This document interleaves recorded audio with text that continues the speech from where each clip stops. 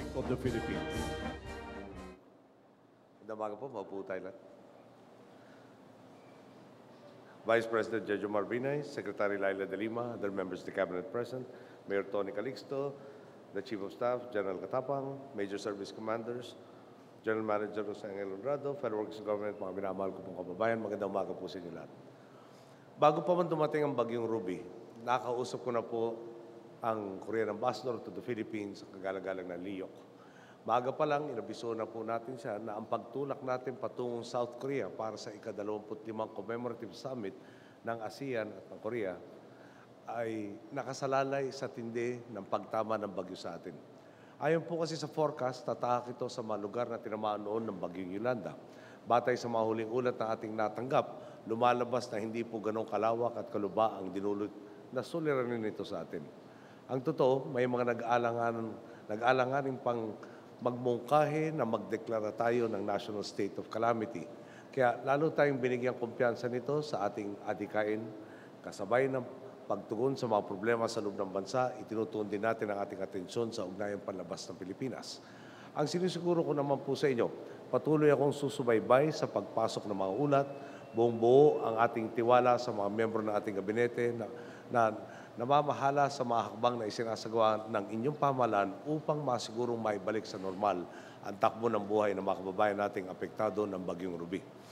Ngayon nga po umaga, tuloy na ang paglipad natin patungong South Korea para dumalo sa naturang commemorative summit. Magandang pagkakataon po ito para diligan at patuloy pang palaguin ng inyong pamahalaan ang ugnayang Philippines-South Korea. Alam naman po natin, matagal na matalik na kaibigan ng Pilipinas ang South Korea. Isa itong relasyong pinanday na mayamang kasaysayan ng pagkakapit-bisig para sa demokrasya, kalayaan at kaunlaran. Mula sa pagpapalago ng ekonomiya, sa pagpapaiting ng pambansang seguridad, pagpapasigla sa turismo, hanggang sa masusing ugnayan sa pagitan ng ating mga mamamayan, katuwang talaga natin ang South Korea. Halimbawa po, may mahigit 1 milyong turista po silang lumalapag sa ating bansa noong nakaraang taon. Ang kumpanyang Hanji naman na mula sa kanilang bansa, tumulong na gawin tayong 4th largest shipbuilding nation sa buong mundo. Ayon na yan sa mga datos para sa unang bahagi ng taong 2014. Noong sinalanta naman tayo ni Yolanda, nariyan din ang South Korea na nagpaabot ng tulong tulad na lang ng pagpapadala ng kanilang araw troops sa mga apektado nating komunidad. Nananabik po tayong muling makausap si President Park. Kukunin natin ang oportunidad na ito upang lalong mapalawak at mapaigting ang kooperasyon ng Pilipinas sa kanila at maisulong ang stabilidad at kaunlarang kapakipakinabang sa ating mga bansa. Gayun din, sa mga pagpupulong sa biyaheng ito, isusulong po natin ang ating advokasya kaugnay ng global climate change.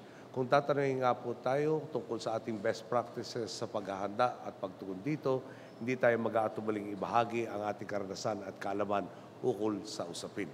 Ito na nga po ang huli nating biyahe sa labas ng Pilipinas ngayong taon.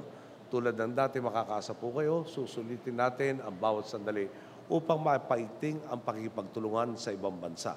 Kukunin natin ang bawat pagkakataon para makapaghatid ng mas maraming oportunidad sa pag-asenso sa ating mga boss ang sambayan ng Pilipino. Tunay po, hakbang bawat hakbang, nakikita na natin at ng buong mundo ang kakayahan ng Pilipinas na makamit ang makabuluhang pagbabago. Kaya naman, tuloy-tuloy lang tayo sa pagtaas sa tuwing na daan, patuloy tayong mag-ambagan at pagmalasakit sa isa't isa, at tsaka po, tuloy-tuloy lang din ang kolektibo nating pagsulong tungo sa isang mas maunlad at mas masaganang kinabukasan. Magandang araw po, maraming salamat po sa inyo lahat.